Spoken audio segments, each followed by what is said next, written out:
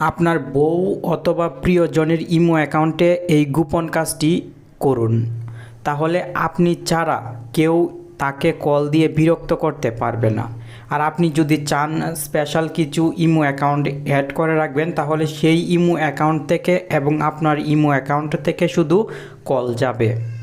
অসাধারণ কাজটি আমি ছোট্ট ভিডিওটিতে দেখিয়ে দেওয়ার চেষ্টা করেছি। আশা করি আপনি স্কিপ না করে ভিডিওটি লাস্ট পর্যন্ত দেখবেন। টেক অন বাংলা চ্যানেলের নতুন একটি ভিডিও আপনি প্লে করেছেন। আমি আছি আপনার বন্ধু নাসিম। ভিডিওতে লাইক করবেন এবং কমেন্ট করবেন।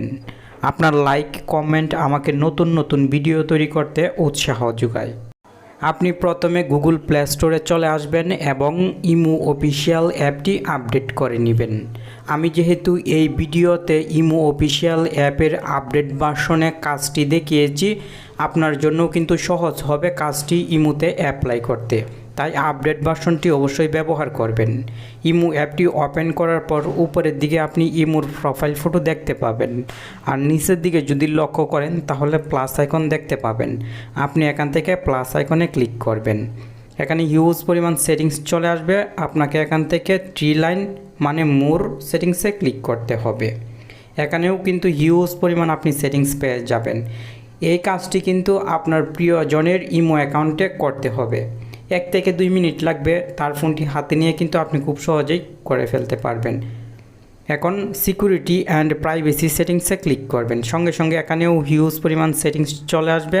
আপনি নিচের দিকে যদি চলে আসেন তাহলে এখানে কল একটি সেটিংস দেখতে পাবেন। এই যে দেখতে পাচ্ছেন কল, এই সেটিংয়ে আপনাকে ক্লিক করতে হবে।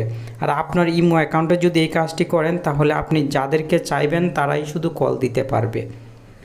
কাস্টমে এখন আপনি ক্লিক করবেন। এখানে কিন্তু অনেকগুলো অপশন আছে, আপনাকে কাস্টমে ক্লিক করতে হবে। কাস্টমে ক্লিক করার সঙ্গে সঙ্গে আপনার ইমো অ্যাকাউন্টে যে ইমো অ্যাকাউন্টগুলো অ্যাড আছে প্রত্যেকটি ইমো অ্যাকাউন্টের নাম এখানে শো হবে। আপনার ওয়াইফের ইমো অ্যাকাউন্টে যদি এভাবে চলে আসেন কল অপশনে, তাহলে এখানে কিন্তু আপনার ইমো অ্যাকাউন্টটিও শো হবে। এখন আপনি আপনার ইমো অ্যাকাউন্টটি সিলেক্ট করে ডানে ক্লিক করে দিবেন। আপনি যখন এখানে আপনার ইমো অ্যাকাউন্টটি শুধু সিলেক্ট করে দিবেন, তারপর থেকে আপনি ছাড়া এই ইমো অ্যাকাউন্টে কেউ কল দিতে পারবে না। আবার কাস্টমে ক্লিক করে আপনি যদি অন্য ইমো অ্যাকাউন্টগুলো সিলেক্ট করে দেন, মানে এখান থেকে স্পেশাল কিছু ইমো অ্যাকাউন্ট যদি সিলেক্ট করে দেন, তাহলে সেই ইমো অ্যাকাউন্টগুলো থেকেও কিন্তু কল আসবে। আর আপনার ইমো অ্যাকাউন্টে যদি এই কাজটি করেন তাহলে আপনি যাদেরকে সিলেক্ট করে রাখবেন তাদের ইমো অ্যাকাউন্টে থেকে শুধুমাত্র আপনার ইমো অ্যাকাউন্টে কল আসবে। আশা করি এই অসাধারণ সেটিংসটি এখনই আপনি ইমো অ্যাকাউন্টে অ্যাপ্লাই করবেন।